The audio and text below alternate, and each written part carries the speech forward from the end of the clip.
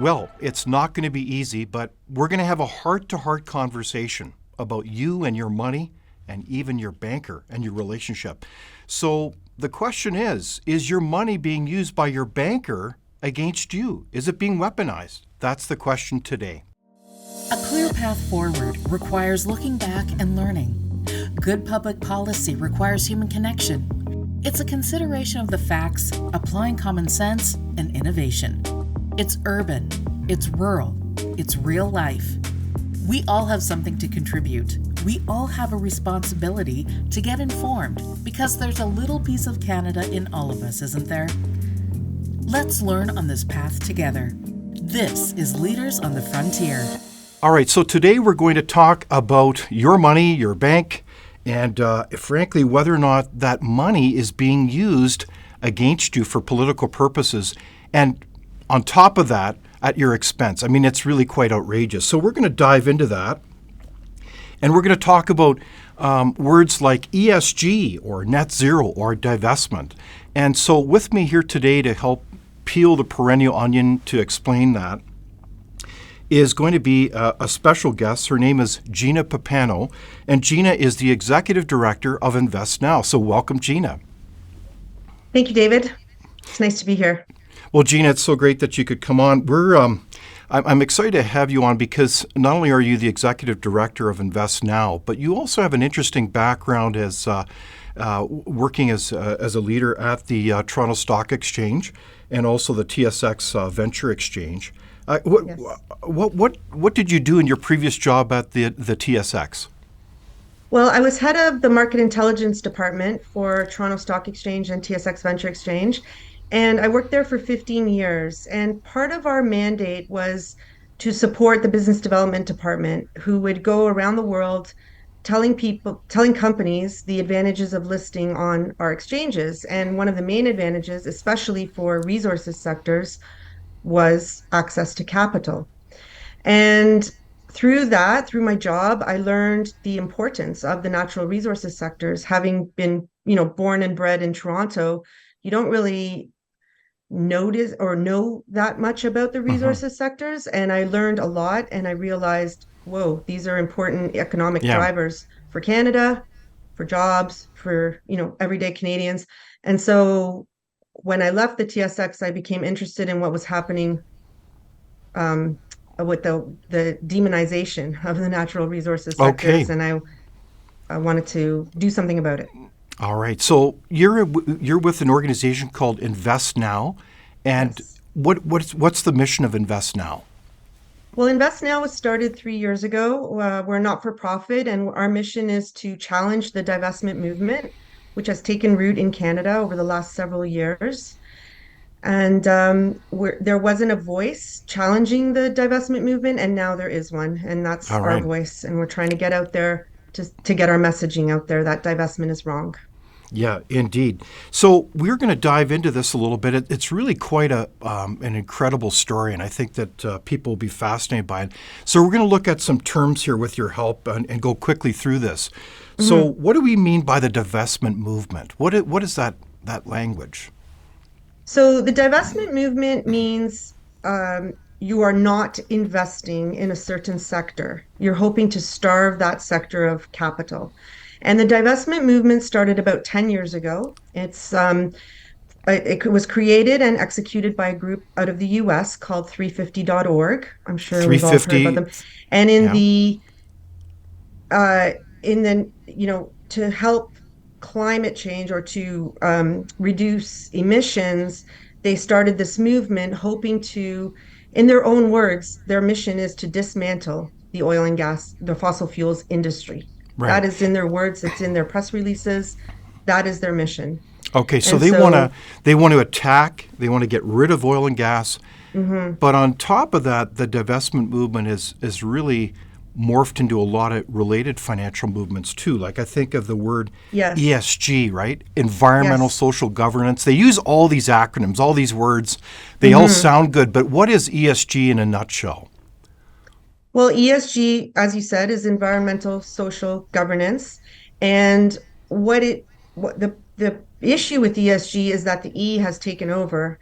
And so in the name of ESG, they are not investing in oil and gas companies Because the because, the world's coming to an end because of climate right, change. Is that right? right. Okay. Yeah. And the facts are that that does nothing to help climate change. It does nothing to Yeah. help emissions reduction. So, everyone is saying, "Oh, ESG investing is good," and their slogan is "Doing well by doing good." So you're doing Okay. well in your investments, but Yeah. that is, in fact, is not the case because what you're doing is you're following ideologies instead of worrying about the shareholders and the company's returns. Okay. So ESG is another big word that they use, and it's confusing because these radical groups are masters at using language. So it sounds good, but in fact it's usually the opposite. So you have to be very, very skeptical with your eyes open, right, Gina? That's right. Yes, part of the problem is there's no um, analysis done on the repercussions of following an ESG investment protocol, but also like net zero. They all fall under the divestment umbrella, I would say. So Okay. all of All right. these new terms, and now it's going ESG is kind of morphing into sustainability, and so Yeah. they're all just different terms, but they all mean the same thing. And what it means is no more investing in oil and gas, Yeah. starting with But oil and gas. but the headline is that they're trying to compel everybody. They're trying to get. They're trying to use the power of the government. They're trying to use. They're trying Yes. to co-opt the big companies, your bank, everybody, to get on their bandwagon of political activism Right. to use for their cause. And they're basically taking your money and weaponizing it to their political cause. Is that right? That's right. Yes. And we're trying to get the message out there that that is obviously totally wrong and Yeah. it should stop. And we Okay. should be investing in our oil and gas sector. Right on. So we're going to kind of walk through this more and more. So help me understand for people that aren't aware of this. When you go into a shareholder meeting, and I think you and I have participated in a number of them over the years, what's it like? What's a shareholders meeting? Like really simple terms. Well, a shareholders meeting happens once a year, the annual general meeting, it's called. And it's a chance for the company, the corporation, to have a forum where their shareholders can hear how they've done, what their strategy is going forward. It's you have an ability to present a shareholder proposal at the annual general meeting.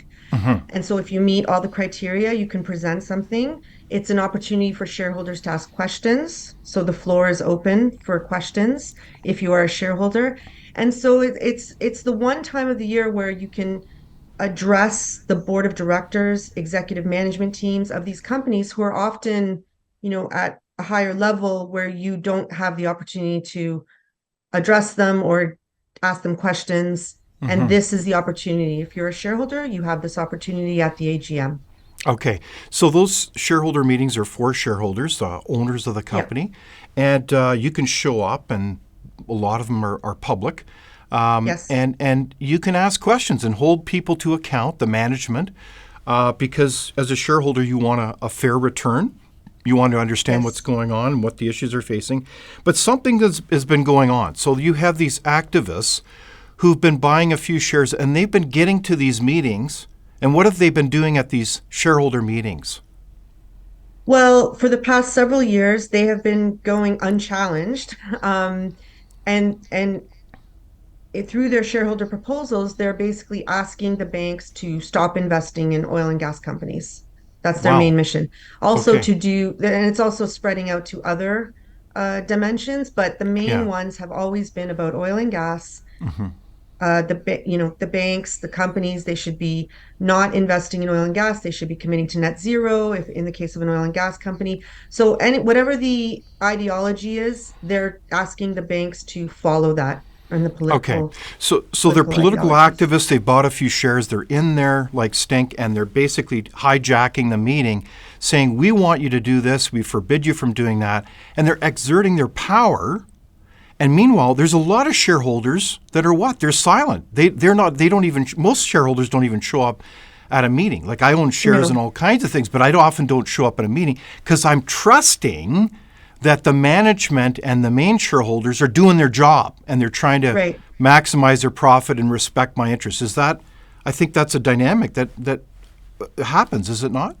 Yes, that is a dynamic. Many people don't attend the shareholder meetings and they vote their shares according to what the management uh, or the board tells you to vote. So a proposal goes in, you engage with the company, then it goes to if you decide that it's going to be presented at the AGM, and then the corporation that you're presenting the shareholder proposal to, they'll say, well, we don't agree with this. We recommend you vote against this proposal.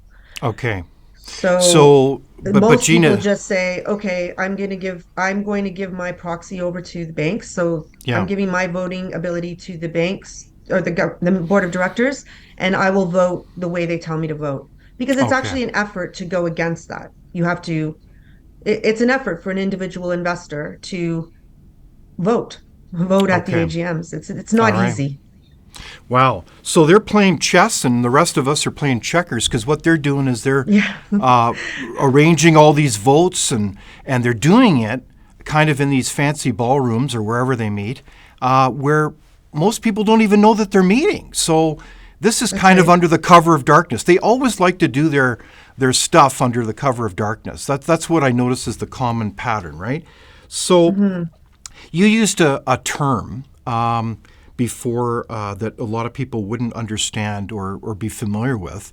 It's called net zero. What do you mean by net zero? Well, net zero is you are taking out whatever you're putting into the atmosphere. So, if you're putting out so much emissions, then you have to take that out as well.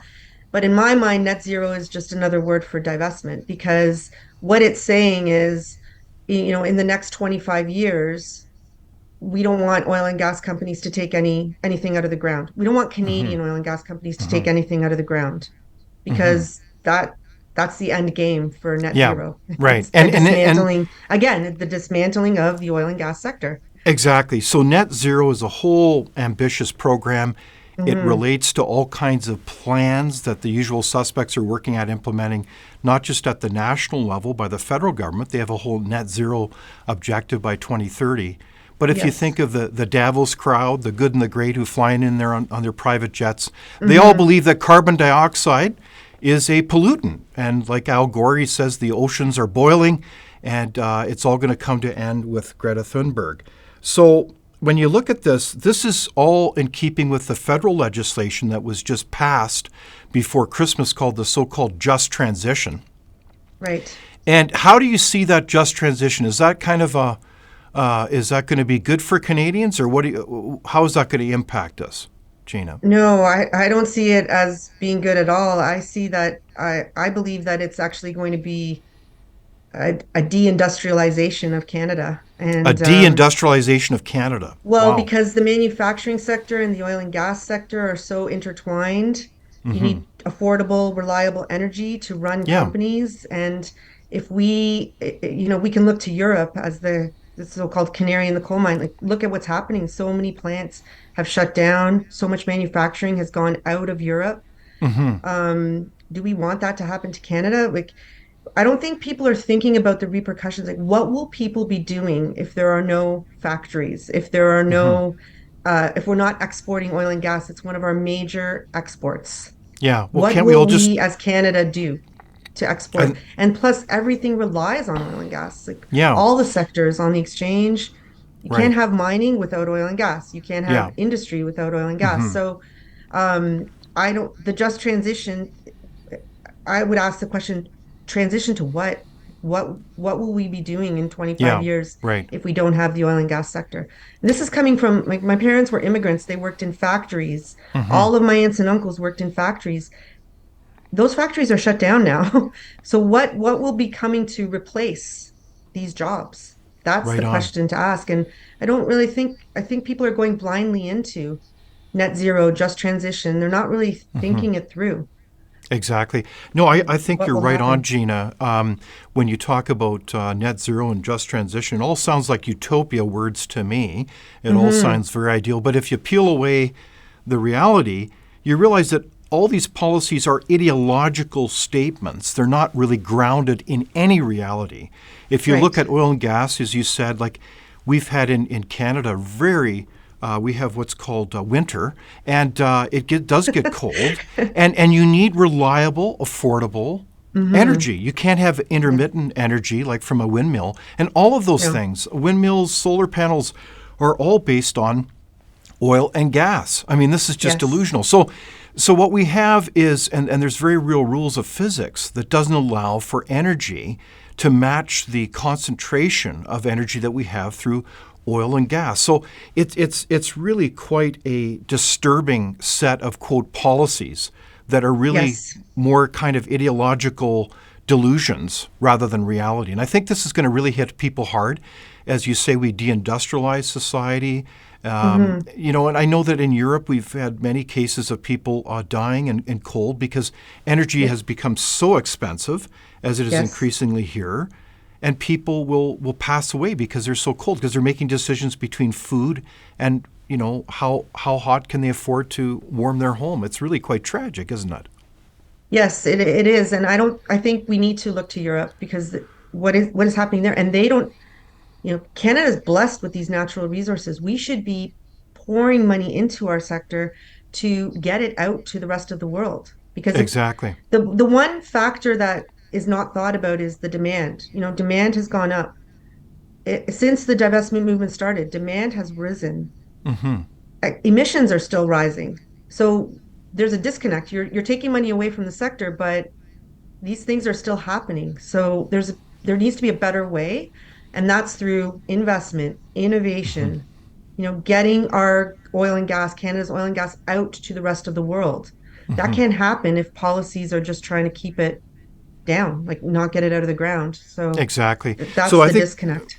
so. We're kind of headed on a slow train wreck as we look at a federal government in particular. Some provinces that want to get rid of oil and gas.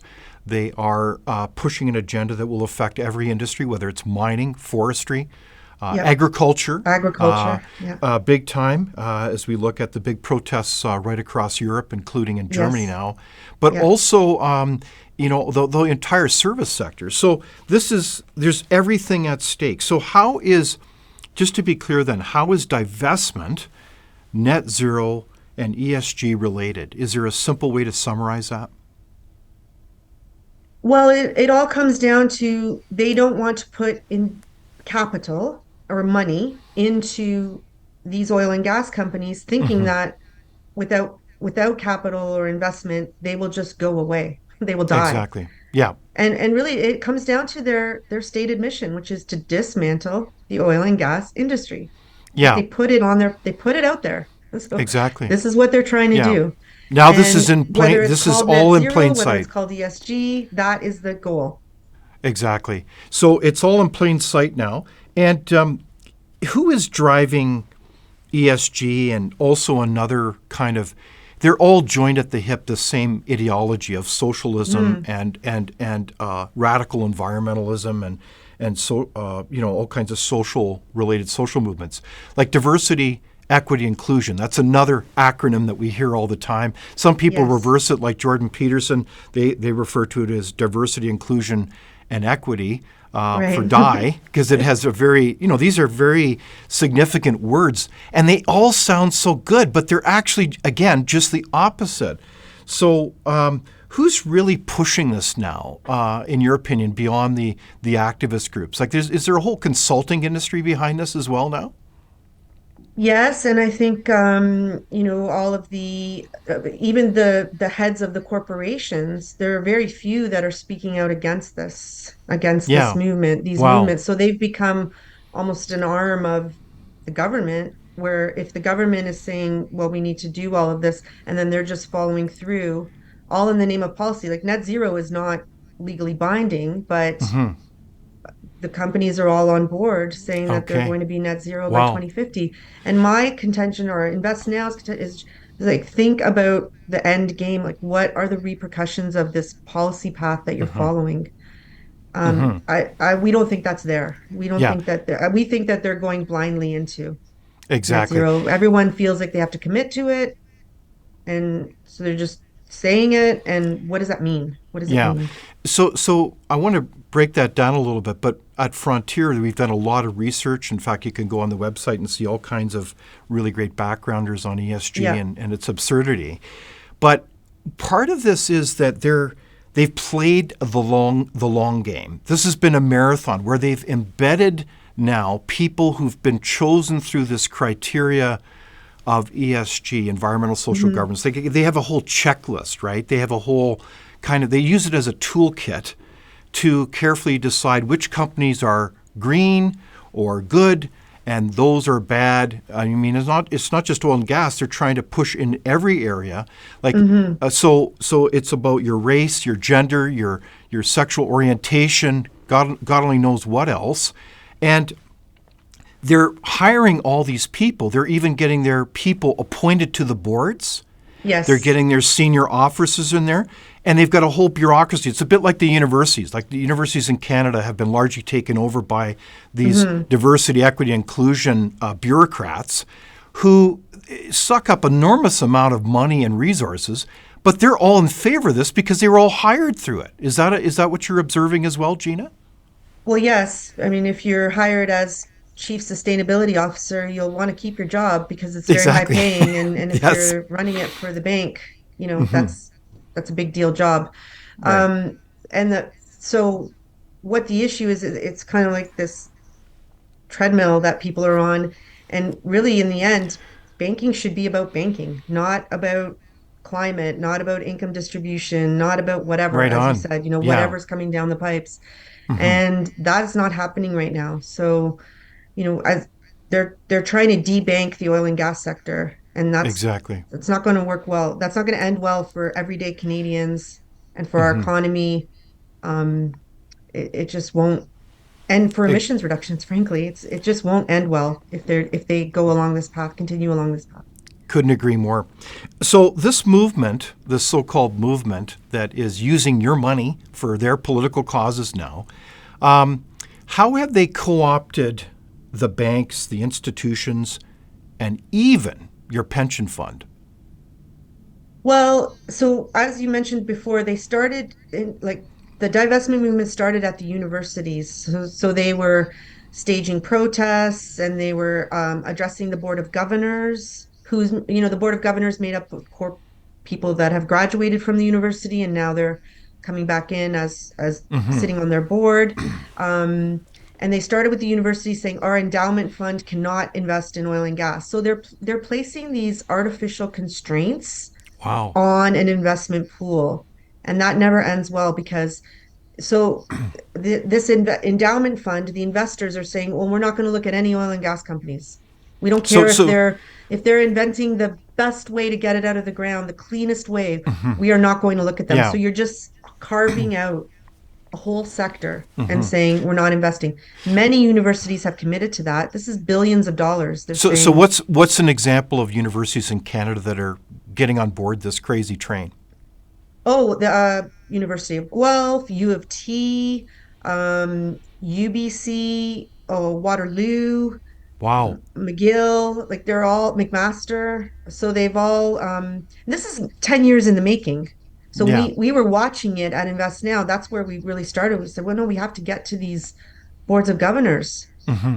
But it's we're the lone voice. Like we're speaking out against this, and we're trying to get to corporate Canada, to these boards of governors to say, think about what you are voting for when you Yeah. say you're voting for divestment. No, You're voting against Canada.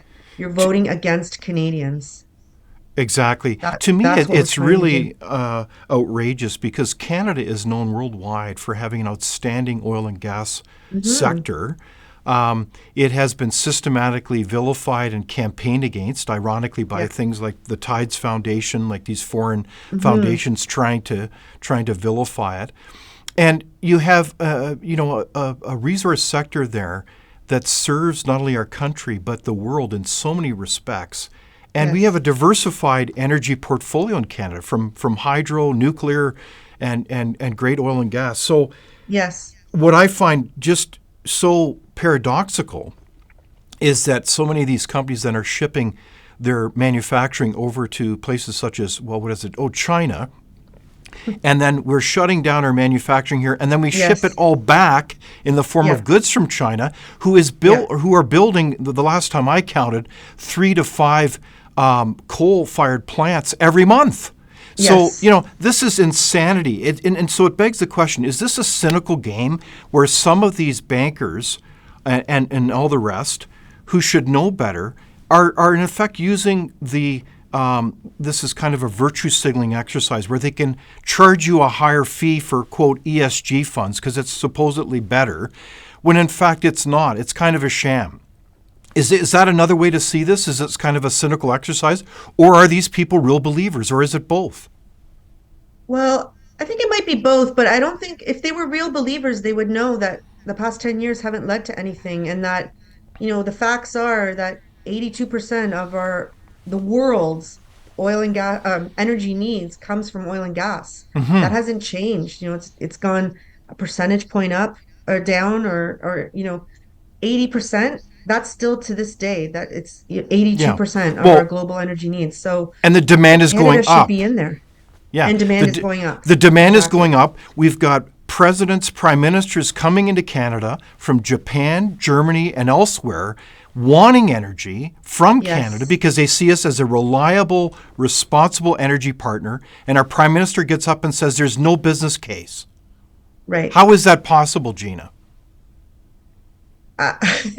Uh, your question, I have no idea how that's possible because there is a strong business case well, it just comes back down to it. We don't want to promote our oil and gas sector. That is, Wow. the baseline is no more oil and gas in Yeah. Canada. So we want to And that's forgo our. that's what they're going from. That's Yeah. the baseline.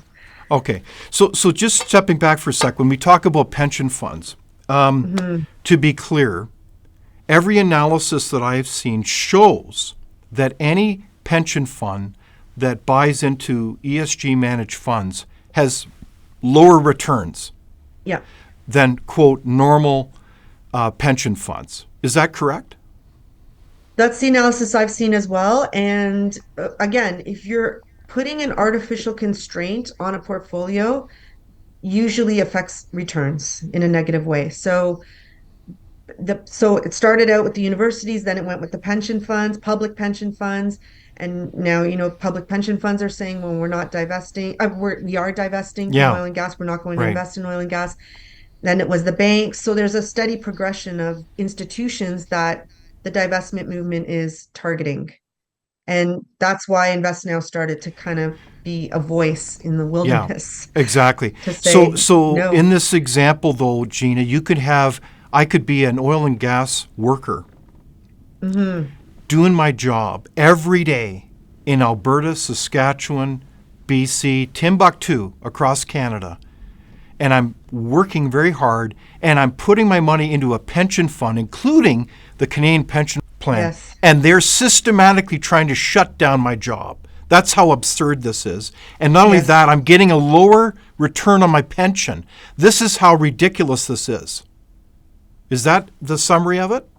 That's exactly right. And there have been the pensioners need to start speaking up about this. And we've had campaigns where we've sent out letters to university professors saying your pension fund is being weaponized. Yeah. Are you aware of this? A lot of people, again, a lot of people don't read the documents. They're just, it's over here and it's not really affecting them day to day. But if they saw the effects of it, I think they would be mad and angry and Exactly. say, wait, what are we doing? Especially oil and gas workers. Yeah. They're No, putting their and money in and they're saying, well, no, we don't, your sector's gone in yeah. 25 years. No, it's ridiculous. So this is where it's kind of an ugly question. But is your banker working for you, or are they working for the woke activists? Well, right now, if they're following the policies of the government and of the banks, they're working for the the woke um, establishment or the woke the woke corporations, the Yeah. not-for-profits that are calling on them to do this. They're not really sticking to their banking and they're not really um, looking after their customers. Wow. So I don't want to unfairly generalize, but it's very important that you look at your own bank, your credit union, your financial advisor, your funds, your pension plan, and have a heart-to-heart with them and ask them, are you investing in ESG funds? That's a key thing everybody needs to do, isn't it? Yeah, I think that people have to look at where their pension fund money is going. Will there be a pension when it's time to, start having your pension paid out to you? Because a lot of pension funds right now are very severely underfunded. So What, will what they do you mean even they're be, What do you will mean they're they wouldn't severely be able to underfunded? meet their obligations Yeah, of if someone retires and, at the age of 65, they're not yeah, they're not able to meet their obligations to that right. pensioner. And So you they're have to they're look at under that. Is your sorry, and they're underfunded in part, Gina, for many reasons, not the least of which is because they're investing in these crazy ESG funds that are underperforming. I That's mean, right. you can't make this up. It's like out of a bad movie, isn't it? Or they're just not applying the proper criteria to oil and gas companies, because if you looked at an oil and gas company on a case by case basis, you could say, oh yeah, look at, they're doing very well on the environmental front. Social, they're providing this many Yeah. jobs. They're so well governed because they're a Canadian company, and we have such high standards in governance. So right there, if you're saying, then that company should be in an ESG fund, but they're not doing that. They're just saying, no, oil and gas out. Yeah. So that is the problem, that they're not taking the right up. They're not looking at these companies for what they are, and what Exactly. they Yeah. are providing prosperity to Canada and Canadians. Right on. So, in this context, I think what is also quite disgusting is that we have this whole ESG movement is really an attack as well on small business and entrepreneurs. Because this is a big business game, right? When you have to set up a Mhm. whole woke bureaucracy of DEI bureaucrats and all the rest, and they're all falling over themselves doing all the paperwork so they can get their fancy listing and rating on this ESG ranking score. Mhm. It truly is a big business play. And so, to me, in my mind, that is really detestable, because a key part of driving innovation and our prosperity is the small, medium-sized business sector. So, Yes. I think that's a massive issue, is it not? Yes. Well, that comes back to, the other side always says, oh, well, our children, our grandchildren, we have to save the world for our children and our grandchildren. Well, I would say, well, I want to save the world in a different way, for my children and grandchildren to have jobs. Like, what will they be doing? And that is always my question. What are my kids going to do Yeah, in the, I think what are they going to do you're if we're going down this path? I think you're right on, Gina. We need to speak up for the sake of the next generation. And in that context, we know that Canada has a major problem when it comes to our economy, specifically our productivity. And productivity is the cornerstone, the foundation, as you know full well, Gina, to our prosperity, our quality of life. Yes. And under these policies, like we've got a full frontal attack on oil and gas, a full frontal attack on affordable energy. We've got all kinds of harebrained, quote, policies that are undermining our standard of living. And the stats prove it. As we look at quarter after quarter, the last several years, our productivity is declining. Yes. We are at the same level, and God bless them, the country of South Korea. So we are going down the ladder of prosperity. And a lot of this is because of these harebrained policies. Do you believe that? Yes, and well, the oil and gas sector is one of our most productive sectors. If you look at all like productivity, it's I think it's our most productive sector. Yeah. And so we're trying to get rid of it, and nothing is coming up to replace it. So yes, we're just in a downward spiral, in my Yeah, opinion. exactly. So when we look at the role of government, can you help me explain the role of government in pushing this whole divestment movement? Well, the role of government is that they're putting together these policies, and not necessarily to the good of the people that elected them.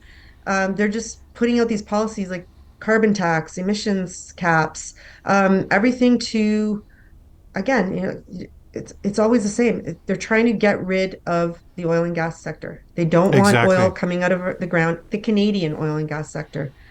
They don't understand, I don't think, that that oil and gas is going to come from somewhere. So why wouldn't we want it to come from Canada? We're Exactly. the cleanest oil and gas. We have such high governance standards, and now we're just saying, oh, okay, Russia, Venezuela, go ahead, Mhm. Iran, the UAE countries. So Mhm. just we're handing it over to them, I and think you're right. that is all in the name of climate change and destruction of our economy. Yeah. And I think what I've also observed, Gina, is to top it off, you have a government that is using a full court press, every tool in the book to shut down Canadian oil and gas, among other agenda. So you look at policies like you can barely build a pipeline in this country. Right. You can barely get oil and gas to Tidewater to be able Hmm. to get it to the world, which desperately is in need of good energy.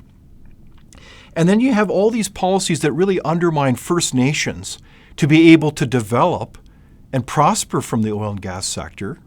And then you have all kinds of efforts to tax carbon dioxide, which no scientist, to my knowledge, believes seriously that carbon dioxide is a pollutant.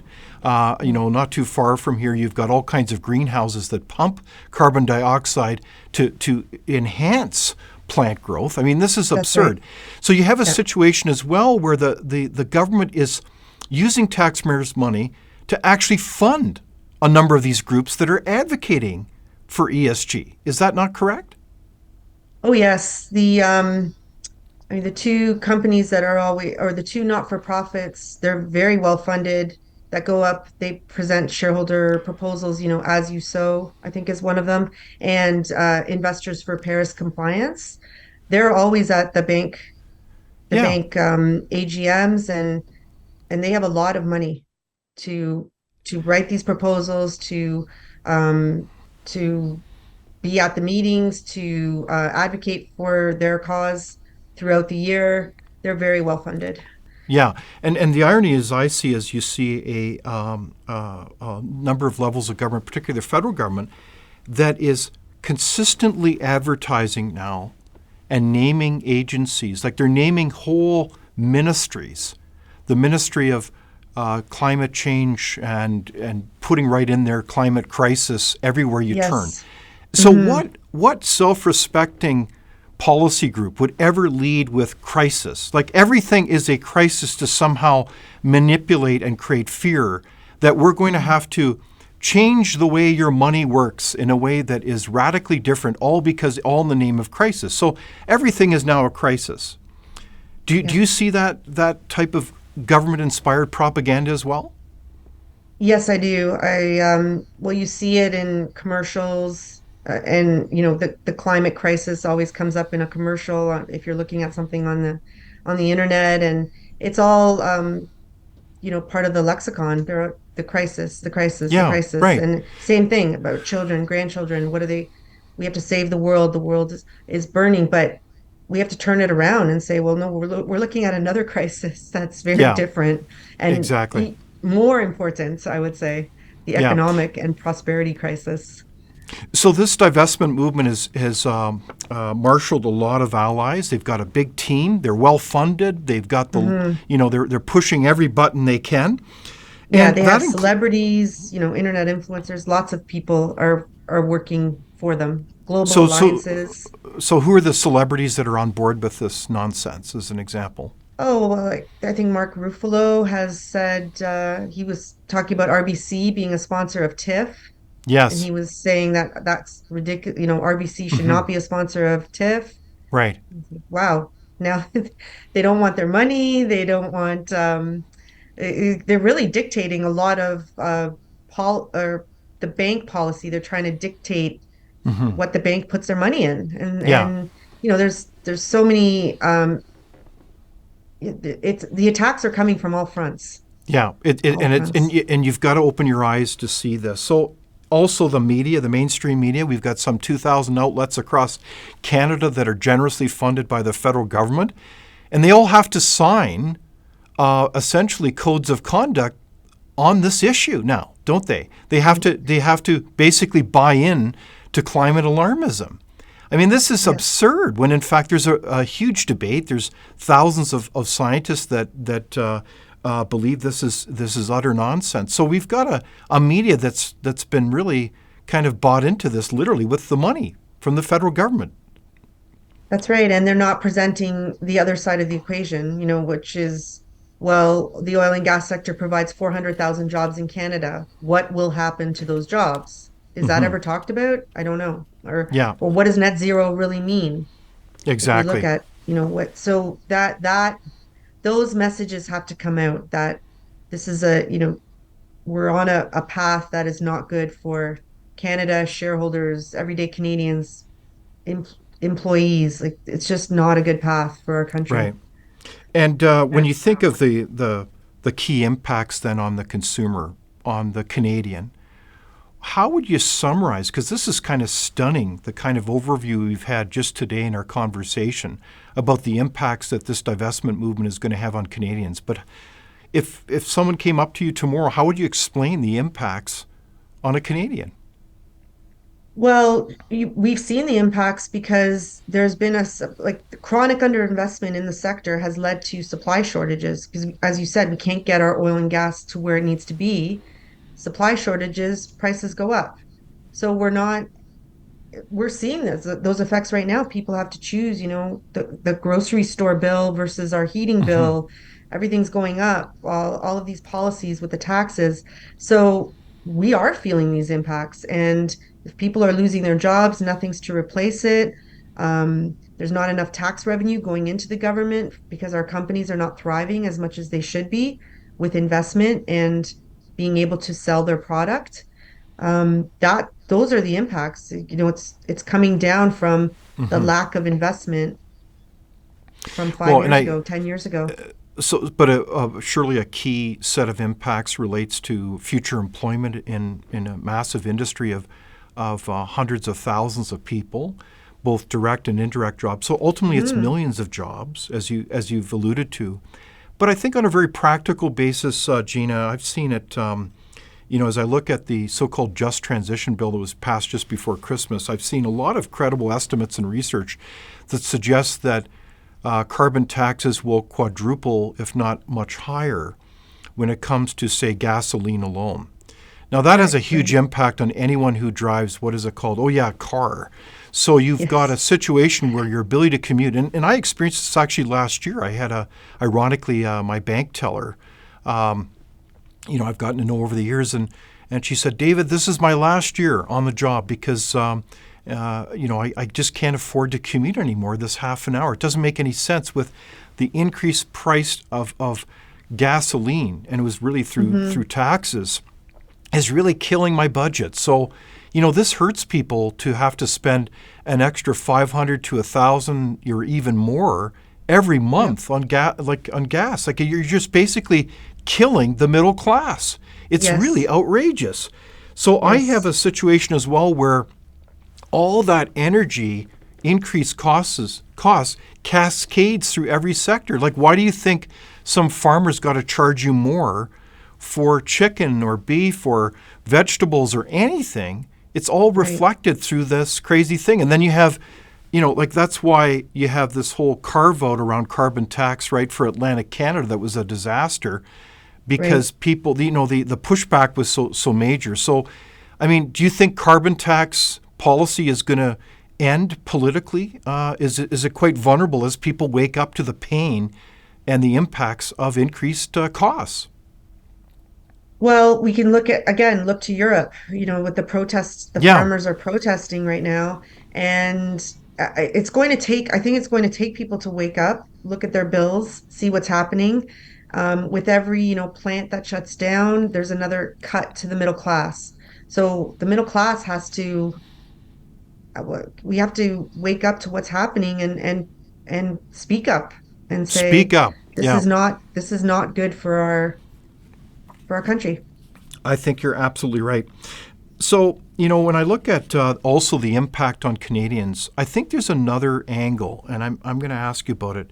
I think we've all heard about the very close, tragic miss of a Boeing plane that had its bolt stripped off and a door flew off. I mean, it's really quite a horrific situation. And anyone knows that the typical altitude for commercial aircraft is in, the mid 30,000 feet high. And this plane, Alaska Airlines, as I recall, was flying more like 15,000 or something like that, so a relatively low altitude. But if that plane would have been, at normal altitude, anything could have happened in terms of people literally being sucked out of that hole. It would have been horrific.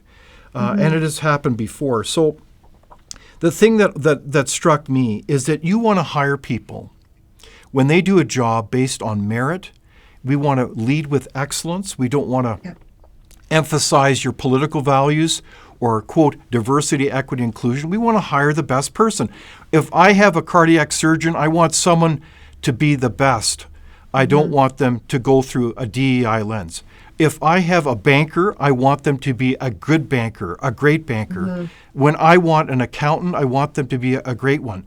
So is that where this whole ESG stuff, though, that's inserting its ugly head in this in an insidious way and saying, we're going to lead not with excellence or merit, but we're going to lead with your politics. Is that what's going on? Yeah, the banks should be, wisely and prudently managing our investments and not be co-opted by these special interest groups. And that is what's happening. Or yeah, or not even banks, pension funds, anyone who's investing Yeah, our money should be prudently managing their investments and instead of um, catering to the special interest groups. I agree. A number of weeks ago, months ago, I'm trying to recall here exactly, but you wrote a number of months ago, Gina, I thought a brilliant column. It was featured in the Financial Post.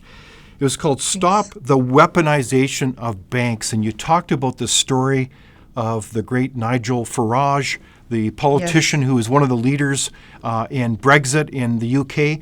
Tell hmm us about Nigel Farage and his story. It's really quite Well, incredible. yes, so he was the leader of Brexit. He was the former leader of the UK Independent Party, and he was informed by his bank, a private bank called Coots and Co., who is owned by a larger bank called NatWest, that they were closing all of his accounts. And he wasn't given any reason, but then it was later leaked that the reason was they didn't agree with his politics.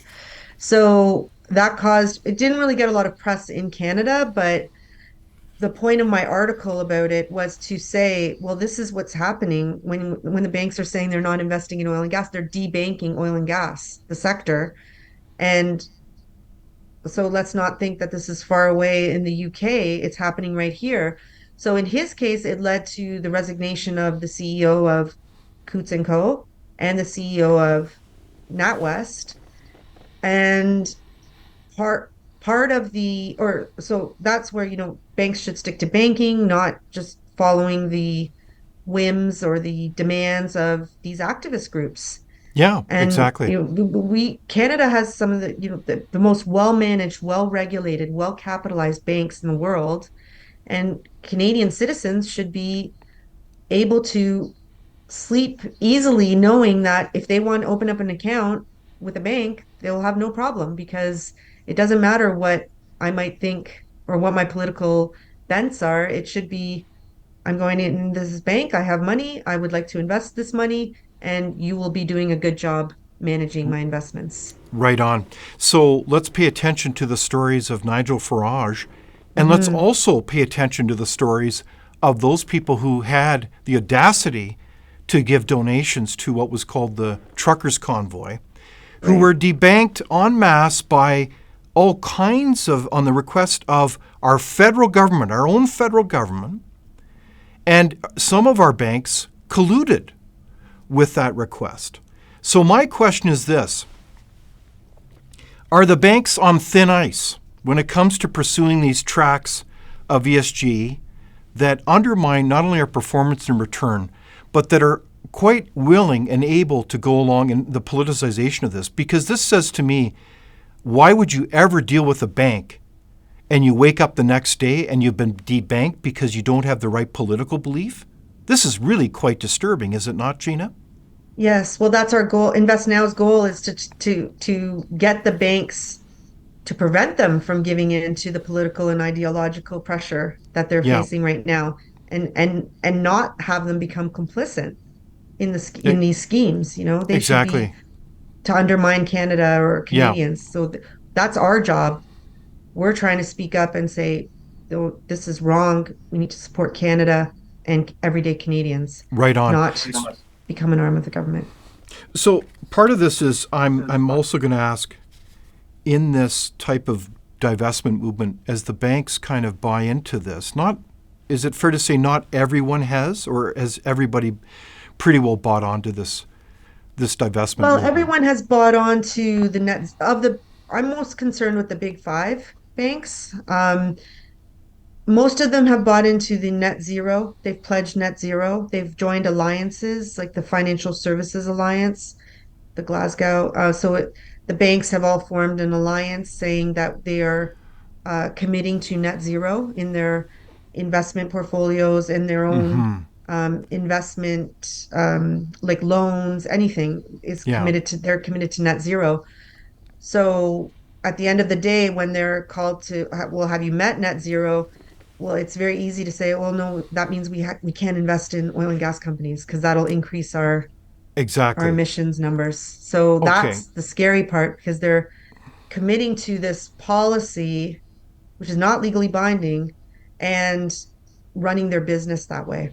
Okay. So Gina, my question is, as these banks, and there's so many others, look at your credit union, look at Yeah. anybody you deal banking with, look at them closely. Open your eyes. And I'm telling you, as they adopt these kinds of statements and policies and they hire up on all these staff, no wonder your banking fees are so darn high. You got to ask yourself the question, are they serving you or are they serving a woke political cause? And in that case, though, if they're serving, if they're not serving you, let alone as a shareholder, aren't they opening themselves up to class action lawsuits? Aren't they opening themselves up to grave liability because they are not serving you? Well, yes, but people have to wake up to the fact that they're not serving us or serving you. Then that's not happening yet. As I said, most people aren't voting their shares. They're just saying, okay, do whatever you tell me to do. Okay. So if I'm owning a share in the banks, then they can make a difference by voting for certain proposals. Okay, But but in the United States now we've got a oh yeah, lot of signs of green shoots arising, and it's very interesting yes, because the United States and at Frontier we've helped document this. We have all kinds of sister type of organizations that have introduced legislation across some, I think it's 27 states now, that right, have banned this type of activity. They've banned ESG. In fact, some of them are criminalizing this. They're that's saying if right. you adopt this, you are betraying your customers and your clients. And not only that, as a state, we're not going to invest any of our pension funds in you. So BlackRock, you can say goodbye to that Hmm. business. And they've brought down the hammer. So what's happening now Yes, is what's ironic is ESG now, if I look at some of the Bloomberg reports, would say ESG is one of the most hated acronyms or three-letter words on yeah. Wall Street now. Are you seeing that tide turn now in Canada a little bit? Or are we Uh, behind? Not in Canada yet, but I have been following what's happening in the States with the state financial institutions saying they're not investing in any ESG funds, and now um, this new law that they're hoping will take effect to say ESG is they're criminalizing ESG investments. I don't believe that that's happening in Canada yet. We're behind in that, Okay. and I think that's because people aren't aware of the power they have because they could say our government, provincial governments could say we're not investing in any ESG funds or any funds that don't invest in oil and gas companies. Okay, so this is where in Canada we've got a big job to do in terms of raising Yes. awareness. We've got a lot of action to do, and that's certainly one of the things that I'm very intrigued about now is the next stage. So you've got some proposals that you are working at. Tell us about those proposals. Yeah. So last year, for the first time ever, a counter proposal, we were there on the other side proposing to the banks that they need to commit to the Canadian oil and gas sector.